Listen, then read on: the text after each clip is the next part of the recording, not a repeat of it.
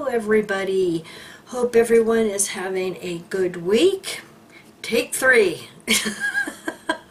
I've tried to make this a couple of times and more stuff keeps coming in, so hopefully I can get this done and up before any more else comes in. So much news coming in and so many things going on. It's difficult for me to keep up, but thank you so much everybody who has sent me links and information. I appreciate it very much. First thing I want to cover is an article, a couple of articles that have come out of the Netherlands. And I had to use Google Translate for this one. The other one is in English, but I will put the links down below so you can read them yourself. Victims of abuse, Jehovah's Witnesses fear witch hunt. The Jehovah's Witnesses are making every effort to obtain interview reports from people who cooperated in an investigation of abuse. Victims fear that their identity could be traced back to the religious organization, Trouw's reports. In the study, the researchers from the Utrecht University held discussions with victims and other stakeholders about the way in which the Jehovah's Witnesses handled incidents of abuse internally.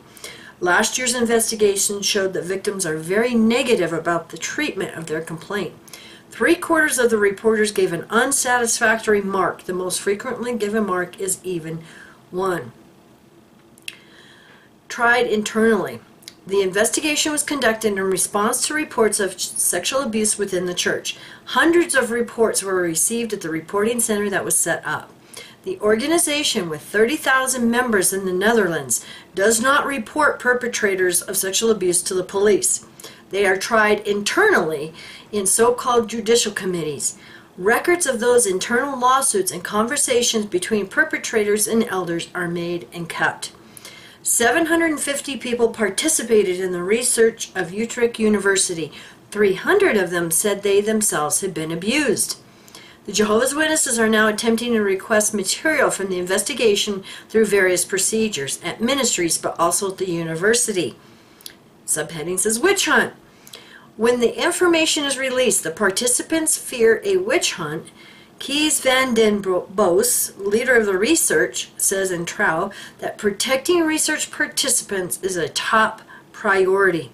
This is a very sensitive matter that can also be traceable anonymously because it is a small community.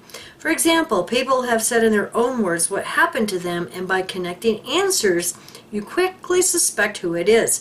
We must avoid the possibility of a witch hunt. A spokesman for the Jehovah's Witnesses says in a response to trial that their request focuses on anonymous documents with full respect for everyone's privacy and in accordance with the GDPR. That is the data protection thing they have set up in the UK. Now, when has Watchtower or Jehovah's Witnesses ever respected people's privacy? We've all been victims of their care and love of shepherding from the elders and even members. Yeah, being a victim of their shepherd counseling. No. It's very intimidating. And when you're given the 3rd degree, and you know, when they start asking these questions about apostasy, it's no respect for anybody's privacy or information. You know, they come after us on hearsay. And I kept saying, go talk to Mike's mom. You know, she's the one spreading these rumors and doing this on hearsay. You know, what is her evidence?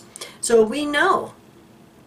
And in the letter that Watchtower sent back to our lawyer and us, it says, well, we're just trying to lovingly shepherd members of our flock. No, they're not. They're interrogating us and trying to find out if we've gone apostate or not. And so many have had to go through this. So I'm going to put the link down below to these. And also, I want to mention I did a video yesterday about the Wisconsin investigation that the state attorney, I believe his name was Call, is going to be starting. Now, Mike happened to have found a news report this morning on YouTube about this. And so I'm going to put the link down below. But it was interesting, some of the things they mention in here. If I remember correctly, they even mentioned the Pennsylvania investigation. But right at the beginning, she mentions that there are 20 other states who are doing very similar investigations into clergy abuse. And I know even our local area here on our local TV station, lawyers are advertising, if you have been a victim of clergy abuse, call our law firm. So if there are 20 other states who are investigating the clergy abuse, I suggest, call your state attorney. If you're an abuse survivor, if it didn't happen in the state you live in, call the state attorney where it did happen.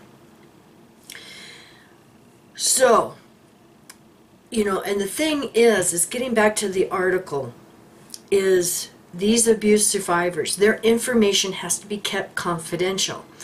I happen to know that the Australian Royal Commission, they put all that out on their website of evidence, which gave details, handwritten letters, testimony, elders' letters, and everything. And some of the abuse survivors, their information got put on other websites, like XJW websites, without their permission. And the thing is I personally feel this re-victimizes these survivors, that may not want this information out. All of these details, they may not want them on, I got all of those documents and evidence and stuff. And when I started reading this, it's like, I can't put this on her website because that is, not my place. That would be up to the person's information that it is, At least these abuse survivors, those are the ones we need to protect. Watchtower, I don't care about their privacy, and their information. But these abuse survivors, we have to protect them.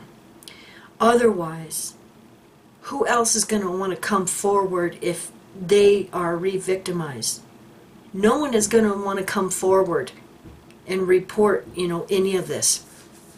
But I've got more good news. I know of an abuse survivor, thank you so much, sweetie, who contacted the Wisconsin attorney's office. Now, the website, I'm going to put the website's link down below again, and click on their form. It's really easy to use. They have two choices.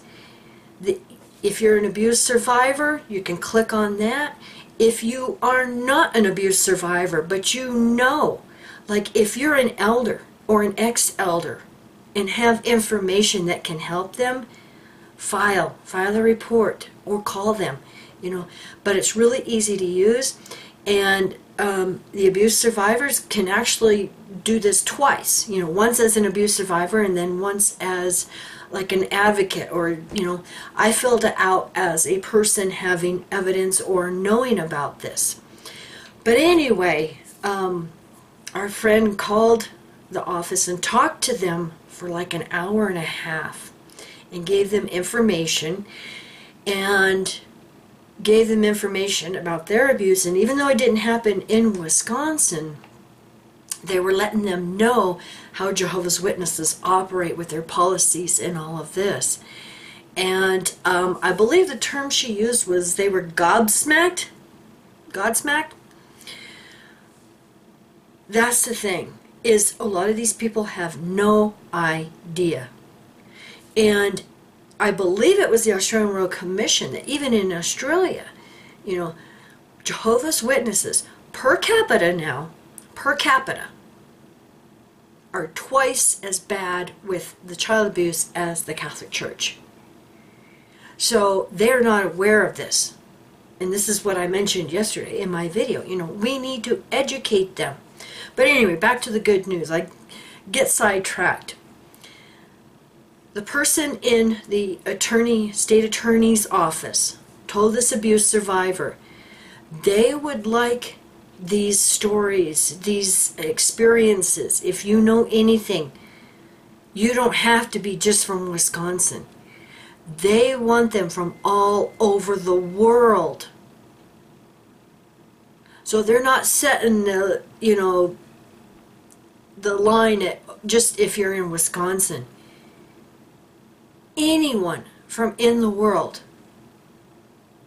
report it. They want to know. And I know they're going to be overwhelmed, but this is how things start to be investigated here in the United States.